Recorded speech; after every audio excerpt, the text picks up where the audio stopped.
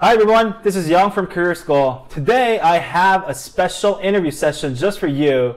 I have Eric Zhang, who is a current Googler working as a product marketing manager. Please stay tuned until the end of the video because I'll be uncovering some of his compensation package structure at the end of this video. So stay tuned and let's get right to it.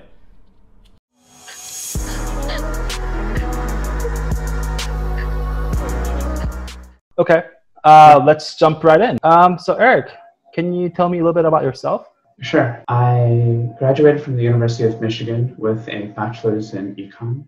I had always been interested in technology and still remaining pretty interested in consulting and business side. So I did a 3-year stint at Capgemini, a technology consulting firm, where I worked on software implementation. Ultimately, I wanted to come back to my roots of economics and business. So I decided to get my MBA with a goal of becoming either a product marketing manager or product manager. Ultimately, I was able to land a product marketing manager MBA internship at Google inside Google Cloud, where I helped build out a web tool called Cloud Benchmark to gauge the performance of Google Cloud, and then was able to convert that into a full-time offer now in Google Play as a product marketing manager, working on Google Play Points, the loyalty program. Can you tell me a little bit about your process of getting into Google? Sure. I'd say it was pretty straightforward. So during my first year of my MBA internship at University of North Carolina, I submitted my application at the end of October and was reached out nearly a half year later at the end of March. It was 2 scheduled interviews, 45 minutes back to back, which is, I think, a little bit uncommon, especially compared to just internship interviews in general, but also some of my peers at Google. They received like 4, 6, 8 plus, like multiple rounds. Mine was only 1 round of 2 interviews. The interviews themselves were a mix of behavior questions and some thought-provoking like case questions, open-ended case questions. So I was able to pass the interviews. I accepted the offer and then was able to convert that after the summer. Got it. Okay. Does a referral help? For the internship, I did not have a referral. And from what I've heard, referrals, specifically at least for Google as a company, the referrals for internships do not help. They're not really processed, but they do definitely help for full-time offers. Having a referral for Google full-time offer does guarantee you the chance to have it looked at by a recruiter. Even if the person did not get the full-time offer, they would usually at least get the resume screened, go through at least a few interviews, and then I would get a personal response from the recruiter saying why they did or did not get the offer. Shifting gears a little bit, can you tell me a little bit about what you do and your responsibilities? I can talk about some of my peers first. So I have product marketing manager peers in Google Play Movies and Google Play Books. And that is somewhat similar to the Google Cloud PMMs because they do look at messaging, they do look at positioning, but they do a lot more strategy work and they do a lot of experiments with offers and campaigns. And then they'll do a lot of data analytics to see what works, what didn't work, why didn't it work. They do a lot of like analysis on like post 30, 60, 90-day engagement of the cohort that accepted the offer. So it becomes a lot more about like A/B testing and experimentation and trying to drive overall revenue and then trying to think through what is the like expansion strategies. For me personally, I think I am a bit of an anomaly because I work on Google Play Points, the loyalty program, and there's not a ton of messaging, branding, positioning that we do for our program. Mm-hmm. The program itself works between developers and end users. So, of course, end users are Google Play users who take advantage of our program. We also work on the developer side because we need developers to provide exclusive contents and discounts for the program. So for me as a product marketing manager, I specifically work with the engineering team and the product management team to help define features, essentially as the business voice of defining a lot of the features. Yeah. So the product manager will work extremely closely with the engineers on the roadmap and the technical requirements. And then I will look at some of the financial modeling. I will look at the business requirements, what gaps are we missing from the user standpoint, from the user flow, user experience, user design. And then thinking through like what users, like for a given feature that we build out, what should the targeting be at like phase 1, phase 2, phase 3?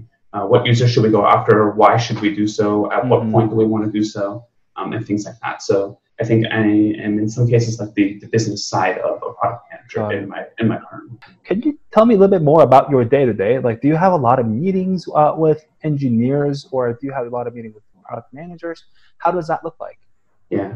I think it definitely depends week to week. I would say I have weekly syncs with PMs. I have weekly syncs with engineers as well. On the engineering side, I've been working on implementing machine learning into some of our offers and campaigns, and within our loyalty program as well. And so I'll talk through with them, sometimes both with engineering and the PM itself in the same meeting, talking through how do we want to launch this, why do we want to launch it, like when we launch it, what do we want to go after first, how do we want to target the users, what are the campaigns that we want to run, and how do we optimize it, what are the metrics we are looking for. So I think those are kind of the majority of the meetings I'm in. I am also in a few ad hoc meetings in determining the overall strategy of the buyers that we're trying to go after. I would say compared to especially PMs, I am less meeting driven. I do have a good amount of time to do data analysis of my work and then kind of work through and give out presentations and different docs to present to engineering, design, or PMs.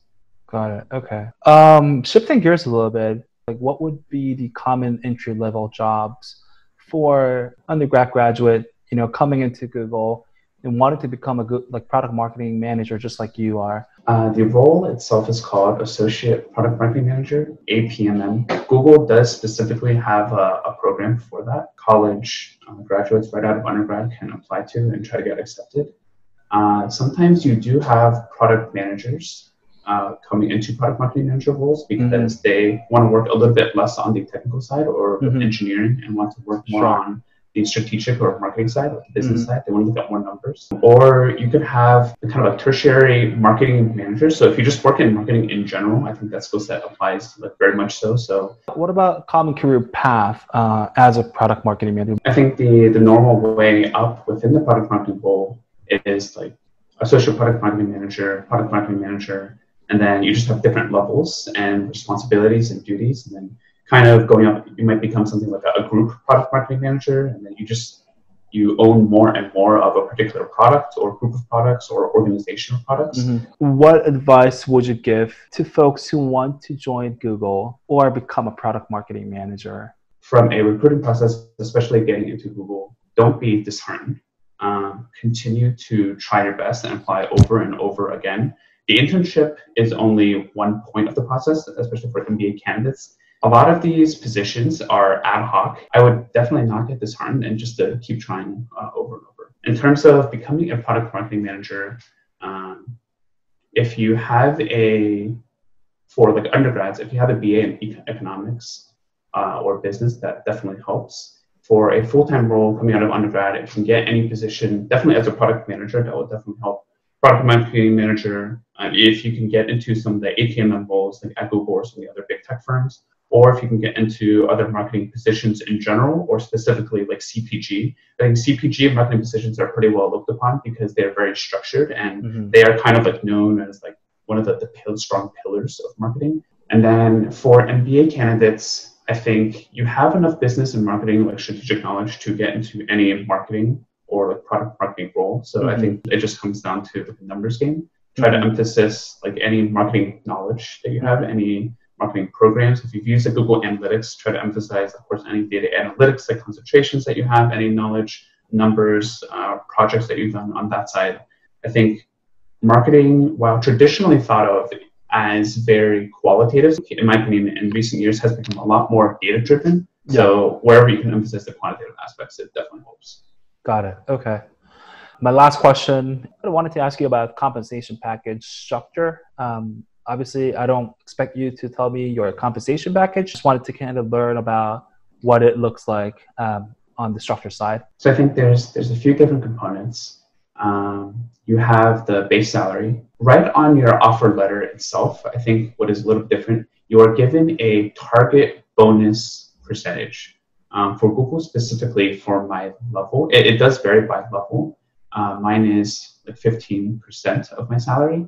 And so I am essentially guaranteed that performance-based bonus if I meet a certain performance rating, which is at Google, it consistently meets expectations, which is the norm. If I go below that, then that performance bonus percentage goes down. And if I do well, then it kind of scales up.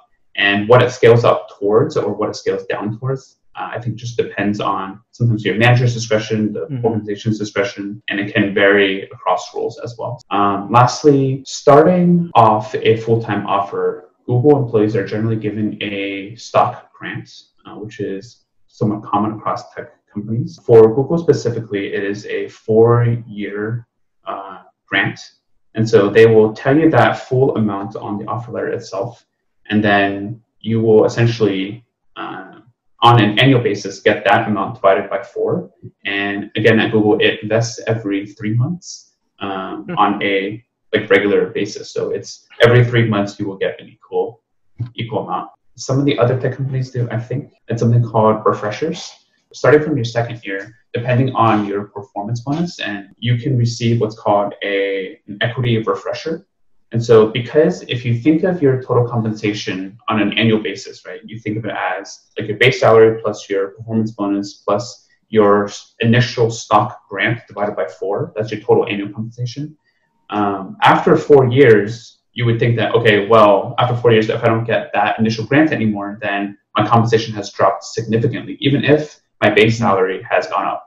So what some of the tech companies like Google does is they give you an equity refresher, which is at the end of every year, they will give you an additional 4-year stock grant.